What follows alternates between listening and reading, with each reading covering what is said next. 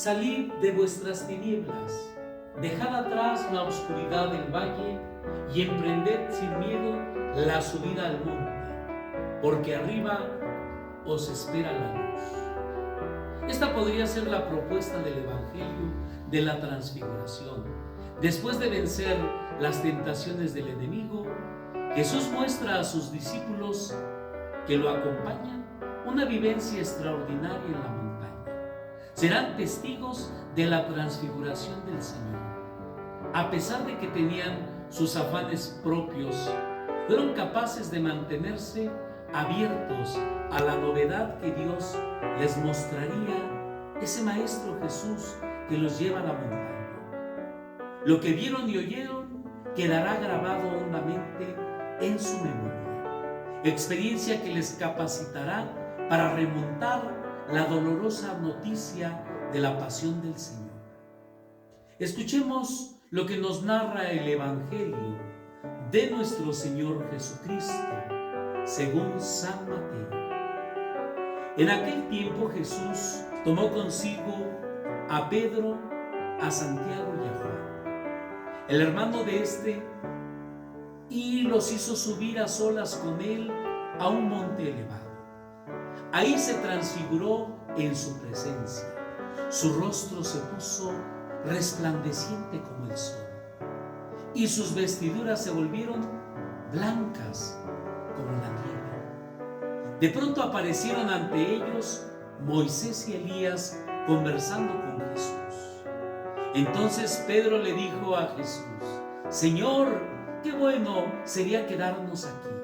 Si quieres, haremos aquí 3 chozas, una para ti, otra para Moisés y otra para Elías. Cuando aún estaba hablando, una nube luminosa los cubrió y de ella salió una voz que decía: Este es mi Hijo muy amado, en quien tengo puestas mis complacencias. Escúchenlo. Al oír eso, los discípulos cayeron rostro en tierra, llenos de un gran temor. Jesús se acercó a ellos y los tocó y les dijo: Levántense y no teman. Alzando entonces los ojos, ya no vieron a nadie más que a Jesús. Mientras bajaban del monte, Jesús les ordenó: No lo cuenten a nadie lo que han visto hasta que el Hijo del Hombre haya resucitado de entre los muertos. Palabra del Señor. Vamos a nuestro itinerario cuaresmal a un segundo nivel. El domingo pasado mirábamos la dimensión de nuestro Señor Jesucristo en su humanidad, probada por las tentaciones del enemigo. Ahora miraremos su humanidad glorificada. El relato de la transfiguración de Jesús nos irá completando el ser de Jesús, manifestándonos los elementos habituales de una auténtica teofanía, es decir, de una manifestación divina. La luz, la blancura, la nube y la voz del Padre, junto con la montaña. Mateo pone algunos énfasis que vale la pena resaltar. Primero, la aparición de Moisés y Elías. Luego, la nube luminosa que desciende. Después, la voz del Padre que resuena. El sentido de la transfiguración se expresa de manera magistral en el rostro y los vestidos de nuestro Señor Jesucristo. Vayamos escaneando nuestro texto. Aparece Jesús tomando a sus acompañantes, Pedro y los 2 hermanos, hijos de Zebedeo, Santiago y Juan. El aludir que son hermanos no solo expresa el vínculo biológico que los hermana. Mateo suele enfatizar el tema de la fraternidad de los discípulos, la eclesialidad. Luego está la ubicación donde se encuentra Mateo. Alude a los montes que tienen una relevancia para él. Por ejemplo, el monte de las tentaciones, el de la transfiguración y el del envío de los 11 por el mundo entero. Muchos consideran que se trata del monte Tabor, en el valle de Esdrelón, en Galilea. Los evangelistas omiten darle un nombre. Luego está la manifestación de Jesús, quien les concede adentrarse a la revelación de su divinidad, sin que logren entender sus implicaciones. El relato va expresando esta revelación de forma gradual hasta llegar el momento culminante al verse envueltos por la nube de la gloria y se escucha la voz potente del Padre resonar. Todos los elementos entonces se van conectando. Este es un acontecimiento para abrir los ojos. Se transfiguró delante de ellos. Su rostro se puso brillante como el sol y sus vestidos se volvieron blancos como la luz.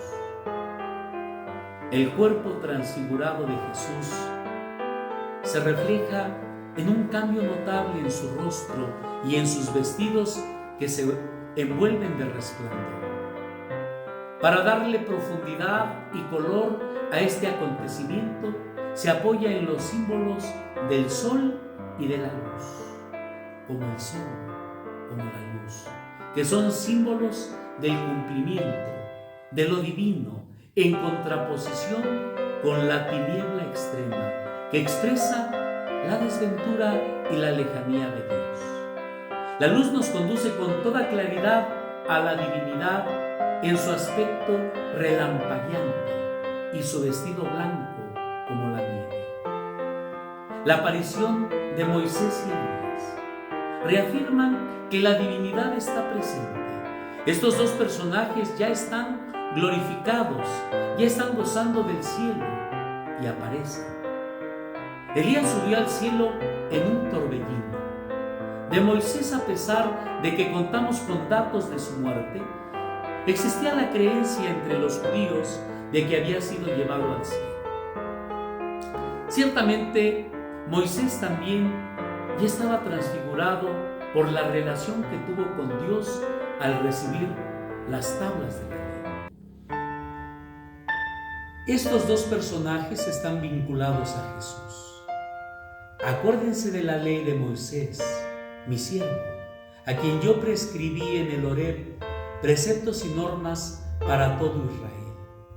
He aquí que yo les envío al profeta Elías antes de que llegue el día de Yahvé, grande y terrible. El diálogo que establecen con Jesús es un enigma, aunque Lucas sí nos revela su contenido.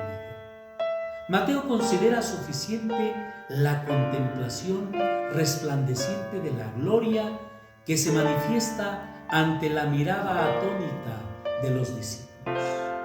La relación que los vincula a Jesús nos da la claridad que Moisés y Elías representan la antigua alianza. Moisés representa la ley y Elías a los profetas.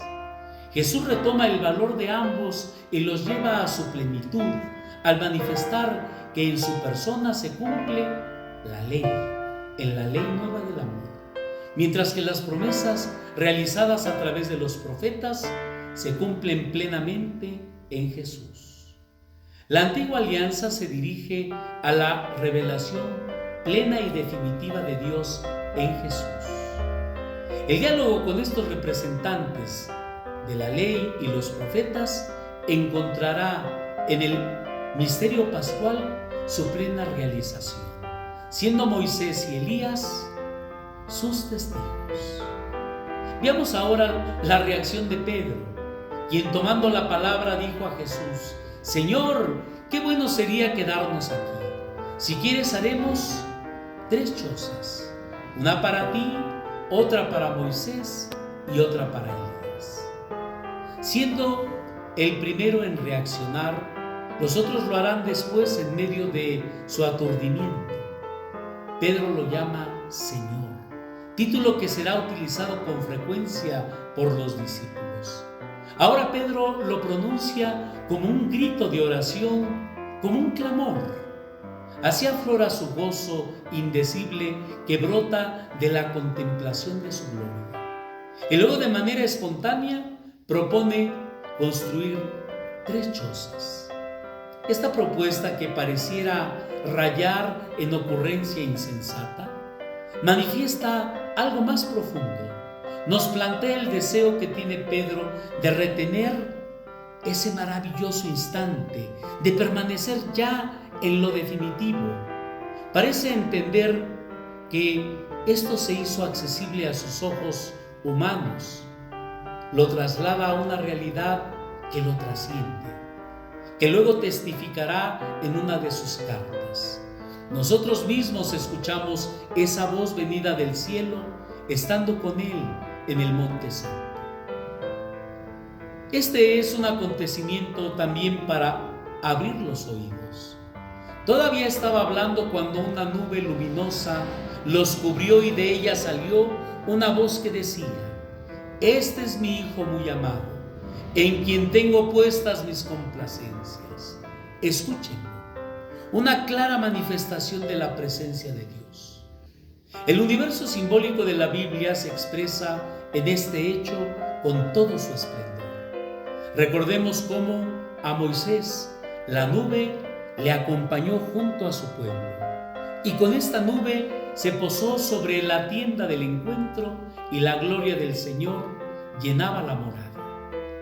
En Jesús, esta manifestación se vierte de manera explícita y clara, de modo portentoso y extraordinario, que requiere de una prolongada contemplación, de acoger al Dios con nosotros, al Dios de la alianza que está aquí y nos habita. La voz que sale de la nube logra ser el punto culminante de la escena. Este es mi Hijo amado, en quien me complazco, teniendo el trasfondo del siervo de Yahvé contenido en el texto de Isaías, remitiéndose al primer cántico del siervo de Yahvé, que describe la imagen del Mesías, manso y humilde, digno de ser escuchado. Así exclama su Padre: escúchenle.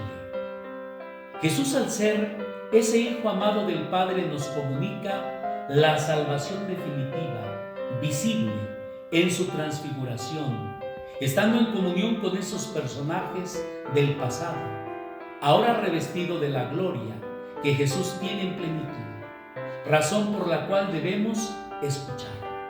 Él es la plenitud de lo que dicen la ley y los profetas. El Hijo de Dios tiene la plenitud y en quien se cumplen todas las esperanzas y anhelos que brotan de la ley y los profetas. Quienes deseamos lograr la meta definitiva de nuestra existencia y recibir la plenitud del sentido de la vida, requerimos dirigirnos a Él. Observemos la reacción de los discípulos, que cayeron rostro en tierra, llenos de miedo. Es un gesto de adoración y al mismo tiempo experimentan miedo y temor. Podríamos decir que es un temor religioso, conscientes de que están ante alguien muy grande. Perciben la distancia que nuestra humanidad tiene con Dios.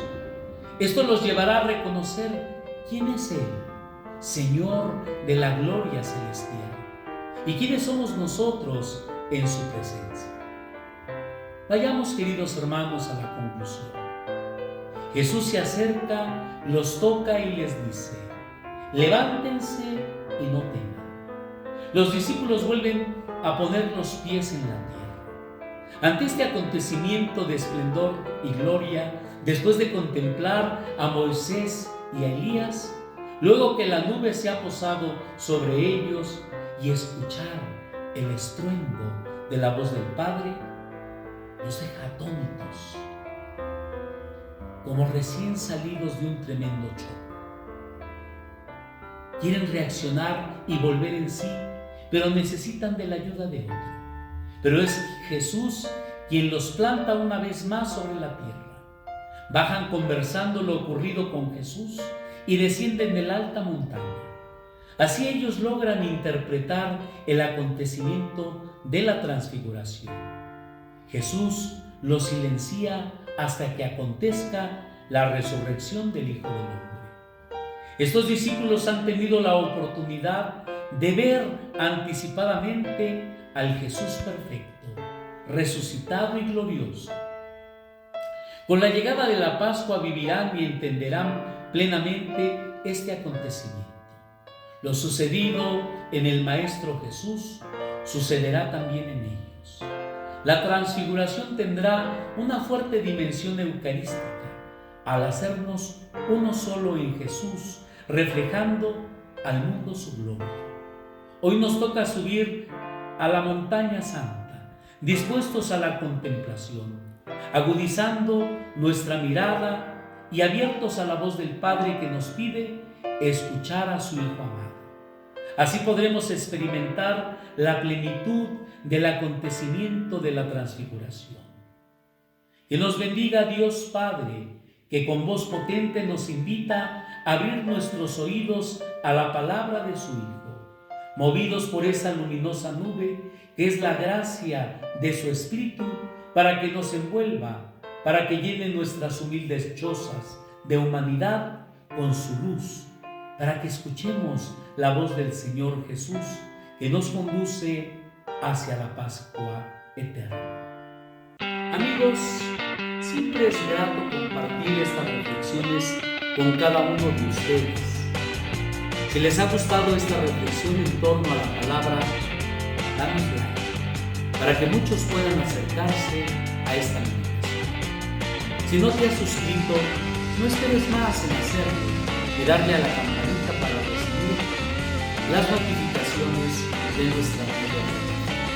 No olvides compartirlas y déjanos tu comentario y desde dónde nos sigues. Hasta la próxima. Feliz Día del Señor. Sean felices, felices, felices. Ahora.